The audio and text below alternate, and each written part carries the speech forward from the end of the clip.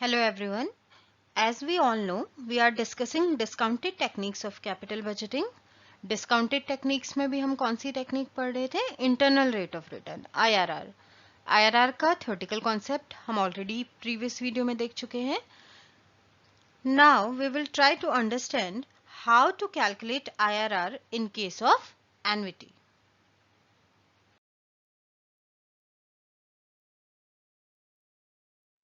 हम स्टार्ट करेंगे एक सिंपल से क्वेश्चन से.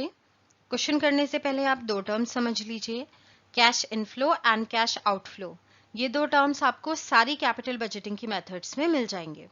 कैश इनफ्लो मींस वो कैश जो बिजनेस के अंदर आ रहा है. कौन सा बिजनेस के अंदर आएगा? सिंपल, जो भी आपको अर्निंग्स या प्रॉफिट हो रहे हो, बिकॉज अर्निंग या प्रॉफिट ही वो कैश है जो आप रिसीव करते हो. तो सबसे मेन सोर्स ऑफ अर्निंग क्या होती है बिजनेस के लिए? सेल. तो जितनी भी अर्निंग्स या प्रॉफिट्स आपको दिए होंगे वो आपके लिए कैश इनफ्लो है. कैश आउटफ्लो मींस जो कैश बिजनेस के बाहर जा रहा है.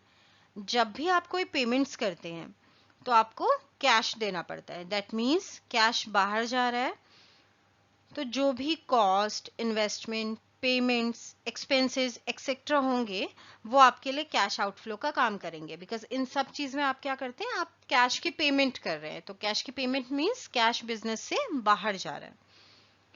शुरू करते हैं क्वेश्चन से. क्वेश्चन है, अ project cost ₹50,000 and is expected to generate cash inflows of ₹14,000 annually for 5 years. Calculate the IRR of the project. क्या इन्फॉर्मेशंस आपको दी गई हैं? प्रोजेक्ट कॉस्ट मतलब कॉस्ट, या फिर आप इसको कैश आउटफ्लो बोल सकते हैं. कितने का है? 50,000 का. कैश इनफ्लो आपको कितना दिया है? ₹14,000 एनुअली फॉर 5 years. इसका मतलब क्या है?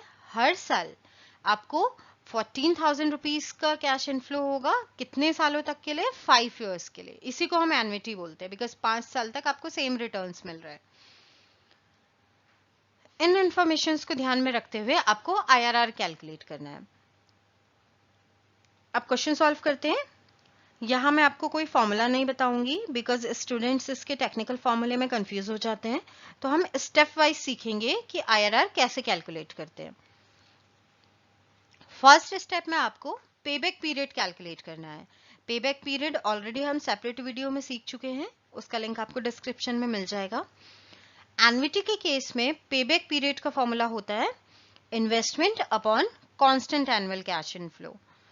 इन्वेस्टमेंट कितना है क्वेश्चन में? 50,000 रुपीज. कॉस्ट, इन्वेस्टमेंट एक ही चीज है प्रोजेक्ट के लिए. And constant annual cash inflow कितना है? मतलब एक जैसा रिटर्न आपको कितना मिल रहा है? 14,000 रुपीज का. अब हम सॉल्व कर लेते हैं. 50,000 डिवाइडेड बाय 14,000, तो आया payback period 3.571 years. Second step में आपको इंटरेस्ट रेट फाइंड करने हैं. इसके लिए आपको present value of an annuity of ₹1 की टेबल देखनी होगी. ये टेबल इजीली आपको किसी भी फाइनेंशियल मैनेजमेंट की बुक में या नेट पे मिल जाएगी.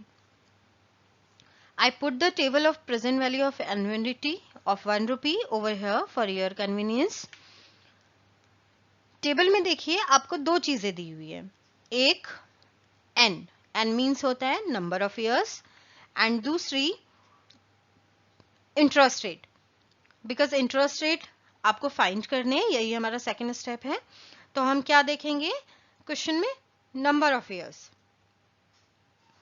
क्वेश्चन में अर्निंग्स 5 years की दी है, तो टेबल में भी हम 5 years वाली ही रो देखेंगे. जितने इयर्स दिए होंगे उतने इयर्स में हमको वैल्यू फाइंड करनी होगी. हमारा पेबैक पीरियड आया 3.571. अब हम 5 year वाली रो में पेबैक पीरियड वाली वैल्यू फाइंड करेंगे. तो एग्जैक्ट वैल्यू आएगी या फिर दो वैल्यूज के बीच में पेबैक पीरियड आएगा. चलिए 5 year वाली रो देखते हैं. 1% से शुरू करते हैं और देखते चले जाते हैं. 10% में हमारी वैल्यू आई 3.791. अभी भी पेबैक पीरियड से ज्यादा है ये वैल्यू. आपको कंपैरिजन हमेशा पेबैक पीरियड से करना है. तो आप पेबैक पीरियड की जो वैल्यू आई है वो देखते हुए चलेंगे, राइट. तो अब 11% से देखना शुरू करते हैं. 11% में वैल्यू है 3.696. 12% में वैल्यू है 3.605, 13% में वैल्यू है 3.517 एंड 14% में है 3.433। तो पेबैक पीरियड है आपके पास 3.571, वो 12% और 13% के बीच में कहीं आएगा, बिकॉज 3.605 जो 12% की वैल्यू है वो बड़ी है किससे? पेबैक पीरियड से। पेबैक कितना है? 3.571 और 12% की वैल्यू कितनी है? 3.605, तो बड़ी है।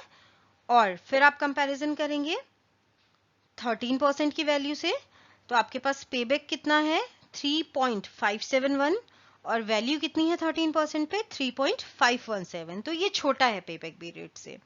बिल्कुल ऐसे जैसे 2, 1 एंड 3 के बीच में आता है, तो आपको पेबैक देखना है कि पेबैक किन वैल्यूज के बीच में आ रहा है। लास्ट स्टेप, आपको इंटरपोलेशन मेथड अप्लाई करनी है। इंटरपोलेशन मेथड का फॉर्मूला होता है R minus PB, PB means payback period की बात हो रही है, माइनस DFR, DFR मतलब जो भी हम R ले रहे हैं, इंटरेस्ट रेट ले रहे हैं, उसका जो डिस्काउंट फैक्टर है या प्रेजेंट वैल्यू फैक्टर है वो कितना है, divided by DFRL minus DFRH, मतलब लोअर वैल्यू का discount factor minus higher value का डिस्काउंट फैक्टर। और ऐसे ही आप प्लस वाला फॉर्मूला भी यूज कर सकते हैं, माइनस वाला फॉर्मूला आप कब यूज करेंगे? जब आप, जैसे आपकी 12 और 13% आई, तो अगर बड़ा वाला इंटरेस्ट रेट ले रहे हैं, दैट मीन्स 13% वाला ले रहे हैं, तो माइनस वाला फॉर्मूला यूज करेंगे। अगर 12% वाला इंटरेस्ट रेट लेंगे तो आप प्लस वाला करेंगे। सॉल्व करना शुरू करते हैं, फॉर्मूले में रखते हैं। हमें, अगर हम 13% लेते हैं, मींस बड़ी वाला इंटरेस्ट रेट ले रहे हैं, तो हमने लिखा 13 R की जगह, रेट ऑफ रिटर्न या इंटरेस्ट रेट आप इसको बोल सकते हैं, minus present value, sorry payback period आपका कितना है? 3.517, तो पेबैक की जगह हमने 3.571 रख दिया, माइनस अब आपने 13% का इंटरेस्ट रेट लिया था, तो 13% का जो प्रेजेंट वैल्यू फैक्टर है वो कितना है? 3.517, तो बिकॉज हमने 13% लिखा, तो हम प्रेजेंट वैल्यू फैक्टर भी 13% का लिखेंगे, डिवाइडेड बाय लोअर का present value factor minus higher का प्रेजेंट वैल्यू फैक्टर। तो दोनों के जो प्रेजेंट वैल्यू फैक्टर्स थे उनका डिफरेंस हमने यहाँ पे ले लिया, राइट? तो इसको सॉल्व करते हैं, ब्रैकेट सॉल्व करेंगे। सबसे पहले 13 एज इट इज लिखेंगे, 13 माइनस 3.571 माइनस 3.517, तो आपके पास आया 0.054, डिवाइडेड बाय 3.605 माइनस 3.517 करेंगे तो हमारे पास आएगा 0.088। अभी भी ब्रैकेट में आपके पास वैल्यूज हैं, तो पहले ब्रैकेट सॉल्व कर लेते हैं। 13 एज इट इज लिखेंगे, माइनस 0.054 डिवाइडेड बाय 0.088 आप करेंगे तो आपके पास आएगा 0.613। अब आप 13 में से माइनस करेंगे 0.613, तो आपके पास आएगा 12.38%। ये आपने कौन सा वाला इंटरपोलेशन मेथड यूज की? जब आप हायर रेट ऑफ इंटरेस्ट ले रहे हैं। अगर लोअर रेट लेंगे तो माइनस की जगह आपको प्लस करना पड़ेगा, तो हमने लोअर लिखा 12%। हम 13% और 12% क्यों लिख रहे हैं? बिकॉज हमने यही दो इंटरेस्ट रेट फाइंड किए हैं जिसके बीच में हमारा पेबैक पीरियड आ रहा है, राइट? तो हमने 12% लिखा, माइनस की जगह हमने प्लस लिख दिया। फिर हम क्या करेंगे, ब्रैकेट में सबसे पहले 12% का प्रेजेंट वैल्यू फैक्टर लिखेंगे। तो 12% का प्रेजेंट वैल्यू फैक्टर कितना है? 3.605 माइनस पेबैक पीरियड लिखना है 3.571, डिवाइडेड बाय सेम रहेगा जैसे हमने ऊपर किया था, लोअर का present value factor minus higher का प्रेजेंट वैल्यू फैक्टर, तो 12% का प्रेजेंट वैल्यू फैक्टर माइनस 13% का प्रेजेंट वैल्यू फैक्टर। अब सॉल्व कर लेते हैं, 12 एज इट इज रहेगा, प्लस न्यूमरेटर सॉल्व करिए, 3.605 माइनस 3.571, तो दोनों का डिफरेंस आपके पास आया 0.034, डिवाइडेड बाय 3.605 माइनस 3.517, तो दोनों का डिफरेंस आपके पास आया 0.088। डिफरेंस तो सेम रहना है वैसे भी, equals to 12 as it is लिखेंगे, प्लस फिर से ब्रैकेट सॉल्व करेंगे, 0.034 डिवाइडेड बाय 0.088, तो वैल्यू कितनी आएगी? 0.386। अब आपको 12 में प्लस करना है 0.386, तो आपका आंसर आ जाएगा 12.38%। हमने 2 वैल्यूज तक ले लिया, तो 12.38। अब आप देखेंगे चाहे आप हायर इंटरेस्ट रेट लें या लोअर इंटरेस्ट रेट लें, दोनों का जो आंसर आ रहा है वो सेम आ रहा है। तो आपको इंटरपोलेशन करते समय दोनों फॉर्मूले यूज करने की जरूरत नहीं है, आपको जो कन्वीनियंट लग रहा है वो वाला फॉर्मूला आप यूज कर सकते हैं। मैं सजेस्ट करूंगी कि आप लोअर इंटरेस्ट रेट से शुरू कीजिएगा, बिकॉज ये थोड़ा सा समझने में इजी है।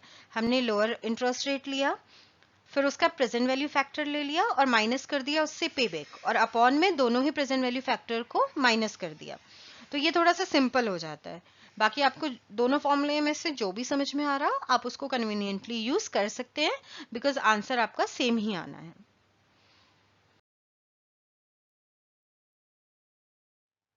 अब नेक्स्ट क्वेश्चन सॉल्व करते हैं। अब थोड़ा सा टफ क्वेश्चन लिखते हैं, एक्चुअली टफ भी नहीं है, आपको थोड़ा सा कैलकुलेशन ज्यादा करनी होगी। तो क्वेश्चन है हमारे पास, a project cost ₹50,000 and is expected to generate annual earnings before depreciation and tax of ₹15,000 annually for 10 years। क्या इन्फॉर्मेशन आपको दी है? एक प्रोजेक्ट है जिसकी कॉस्ट मतलब हो गया आपका कैश आउटफ्लो, ₹50,000 है, और उसको जो अर्निंग हो रही है, अर्निंग कौन सी दी है? Annual earnings before depreciation and tax. That means अभी डेप्रिसिएशन का एडजस्टमेंट भी नहीं हुआ है और टैक्स का एडजस्टमेंट भी नहीं हुआ है। 10 ईयर्स के लिए वो अर्निंग हो रही है, और हर एक ईयर पे आपको अर्निंग कितनी हो रही है? 15,000, मतलब 10 सालों तक आपको 15,000 की अर्निंग होगी। एन्युटी का केस है, दैट मीन्स अर्निंग हमारी सिमिलर रहेंगी। एज्यूम्ड टैक्स रेट इज 50%, माना गया कि टैक्स रेट 50% है। Calculate the IRR of the project and suggest whether the company should opt this project or not if required rate of return is 16%। आपको IRR calculate करना है इन informations की base पे, और आपको सजेस्ट करना है कि आपको ये प्रोजेक्ट एक्सेप्ट करना चाहिए या नहीं करना चाहिए, अगर जो रिक्वायर्ड रेट ऑफ रिटर्न है, जो एक्सपेक्टेड रेट ऑफ रिटर्न है, वो 16% हो। तो सॉल्व करते हैं क्वेश्चन। जैसा मैंने प्रीवियस क्वेश्चन में भी बताया, जितनी भी डिस्काउंटेड टेक्निक्स होती हैं उसमें हमें कैश फ्लो यूज करना होता है। तो यहाँ पे जो आपको प्रॉफिट दिया गया है उसमें डेप्रिसिएशन का भी एडजस्टमेंट नहीं हुआ है और टैक्स का भी नहीं हुआ। तो सबसे पहले हमें अर्निंग कैलकुलेट करनी होगी, और वो अर्निंग कैलकुलेट करनी होगी जो कैश फ्लो आफ्टर टैक्स होगी। तो देखते हैं कैसे करेंगे स्टेप बाय स्टेप। मैंने प्रीवियस वीडियोस में भी आपको बहुत अच्छी तरीके से ये कैलकुलेट करना सिखाया है कि किस तरीके से हम अपने अकाउंटिंग प्रॉफिट को CFAT में कन्वर्ट करते हैं, तो आप उन वीडियोस में जाके देख सकते हैं।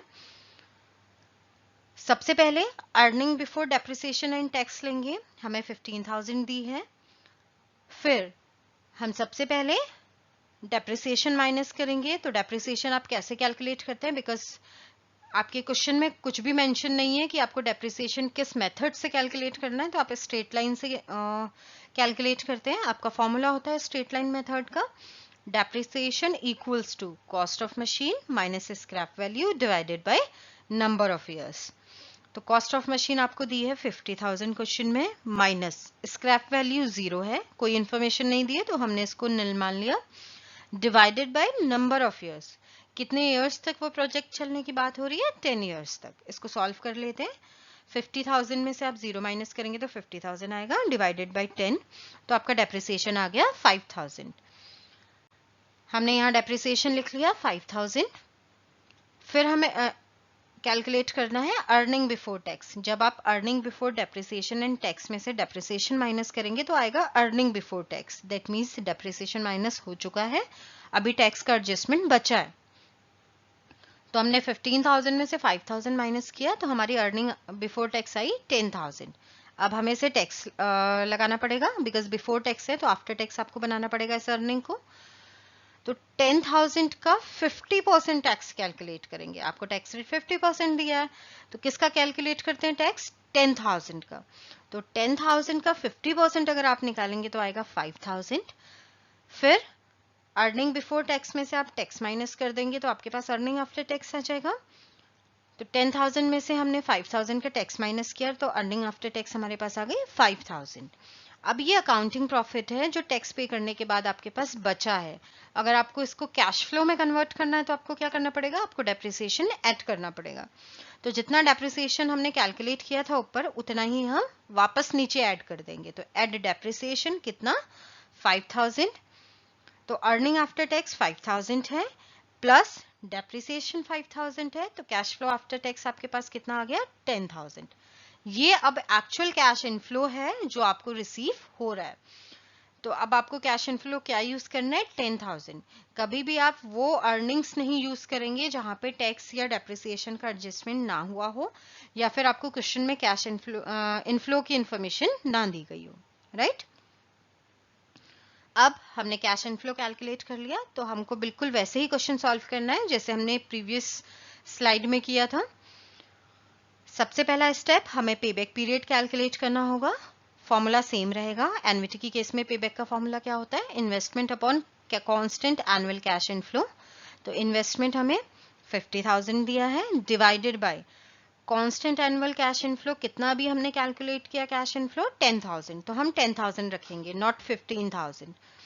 सॉल्व कर लेते हैं, 50,000 डिवाइडेड बाय 10,000, तो पेबैक पीरियड आ गया 5 years, right. Second step, again हमें फाइंड करने हैं इंटरेस्ट रेट। दोबारा मैं रिवाइंड करा देती हूँ आप लोगों को कि आपको कौन सी टेबल देखनी है इसके लिए, present value of an annuity of 1 rupee, right. तो अब हम क्या करेंगे, बिकॉज क्वेश्चन में स्लाइड से चेंज है, आपको ईयर्स कितने दिए हैं, प्रोजेक्ट 10 ईयर्स तक चल रहा है। तो अब हम टेबल में कौन सी रो देखेंगे, 10 ईयर्स वाली रो देखेंगे। तो 1% से शुरू करते हैं, बहुत बड़ी वैल्यू है 9.471, हमारा तो पेबैक 5 ही आया है। तो हम देखते चले जाते हैं, 10% तक हमारे पास आया 6.145, अभी भी ये 5 ईयर्स से बड़ा है। तो 10% के बाद 11% में जाते हैं, पर आप देखेंगे कौन सी वैल्यूज, 10 ईयर्स वाली, बिकॉज प्रोजेक्ट 10 ईयर्स तक चल रहा है, राइट। 11%, 12%, 13, 14, 15 एंड 16। उसके बाद 17 में बहुत कम हो जा रहा है, 4.651। तो कौन सी दो वैल्यूज के बीच में 5 आएगा, बहुत सिंपल है, 15% पे आपकी वैल्यू है 5.019, तो ये 5 से ज्यादा है। और 16% पे आपकी वैल्यू है 4.833, तो ये 5 से कम है। ये पॉइंट नोट कर लीजिए, आपको जो टेबल में वैल्यू देखनी है वो किसकी देखनी है, आपको पेबैक पीरियड ढूंढना है कि किन दो वैल्यूज के बीच में वो पेबैक पीरियड आ रहा है। तो पेबैक पीरियड है 5, तो ऑब्वियसली 5 जो है इन दो वैल्यूज के बीच में कहीं आएगा, बिकॉज 5.019 ज्यादा हो जाएगी और 4.833 कम हो जाएगी। तो कौन से दो इंटरेस्ट रेट लेंगे हम, 15% एंड 16%, राइट। हमने यहाँ पे लिख लिया, 15% पे हमारा जो प्रेजेंट वैल्यू फैक्टर है वो है 5.019 और 16% पे जो प्रेजेंट वैल्यू फैक्टर है वो है 4.833। फिर तीसरा स्टेप, सिंपल, हमको इंटरपोलेशन मेथड यूज करनी है। मैंने पिछले वाले स्लाइड में भी बताया था, अगर आप लोअर इंटरेस्ट रेट लेते हैं तो वो सॉल्व करना बहुत इजी हो जाता है आपके लिए, आपको फॉर्मूला लर्न करने की जरूरत नहीं है। तो लोअर वाला कौन सा इंटरेस्ट रेट है आपके पास, 15%, तो हमने यहाँ 15 लिख दिया, प्लस 15 का प्रेजेंट वैल्यू फैक्टर पहले आप लिखेंगे, तो कितना है 5.019 माइनस, इसमें से माइनस क्या करते हैं, पेबैक पीरियड, डिवाइडेड बाय, दोनों का डिफरेंस आपको लेना है, लोअर से आपको हायर माइनस करना है। तो 5.019 माइनस 4.833, तो अब आप इसको सॉल्व कर लीजिए, 15 एज इट इज लिखेंगे, प्लस 5.019 में से 5 माइनस करेंगे तो 0.019 बचेगा, अपॉन में 5.019 में से माइनस करेंगे 4.833, तो आपके पास बचेगा 0.186, राइट। तो अब ये ब्रैकेट सॉल्व कर लीजिए, 0.019 डिवाइडेड बाय 0.186 आप करेंगे तो आपके पास आएगा 0.102। इसको आप 15 में प्लस करेंगे तो आपके पास IRR आ जाएगा 15.102%। दोबारा देख लीजिए इंटरपोलेशन कैसे करते हैं, हम लोअर इंटरेस्ट रेट लेते हैं, ब्रैकेट में हम सबसे पहले जो लोअर इंटरेस्ट रेट का प्रेजेंट वैल्यू फैक्टर है वो लिखते हैं, उससे हम माइनस करते हैं पेबैक, फिर हम डिवाइड कर देते हैं दोनों का डिफरेंस, तो हमारे पास आंसर आ जाएगा। अगर आपको इसको आंसर को क्रॉस चेक करना है तो आप हायर से कैलकुलेट करके भी निकाल सकते हैं। अगर लोअर और हायर सेम आता है दैट मीन्स हमारा आंसर सही है। अब ये तो वो केस है जब आपको टेबल में सारी वैल्यूज दी हैं तो आपने इजीली कैलकुलेट कर ली। अगर आपको टेबल की वैल्यूज ना दी गई हों क्वेश्चन में तो आपको क्या करना पड़ेगा, आपको एनवीटी का प्रेजेंट वैल्यू फैक्टर कैलकुलेट करना पड़ेगा। उसके लिए मैंने एक सेपरेट वीडियो बनाई है कि कैसे एनवीटी की केस में आप प्रेजेंट वैल्यू फैक्टर्स कैलकुलेट करते हैं, तो आप वहां जाके सीख लीजिए। बिकॉज मोस्टली क्वेश्चंस में आईआरआर के लिए प्रेजेंट वैल्यू फैक्टर्स नहीं दिए होते हैं, तो आपको हिट एंड ट्रायल मेथड लगानी पड़ेगी एक आइडिया लगा के कि इतने ईयर्स में 10% पे इतना है, 11% पे इतना है, 12% पे इतना है, तो हमारा जो पेबैक है वो किसके बीच में आएगा, राइट? तो आप कंपैरिजन कर लेते हैं। आपको जो एक्सपेक्टेड रेट ऑफ रिटर्न दिया था वो 16% दिया था, मतलब कंपनी को चाहिए था 16%, पर इस प्रोजेक्ट ने आपको रिटर्न कितना दिया आईआरआर के फॉर्म में, 15.10, तो कम है, तो दैट मीन्स इस प्रोजेक्ट को हम एक्सेप्ट नहीं करेंगे। Thank you for watching.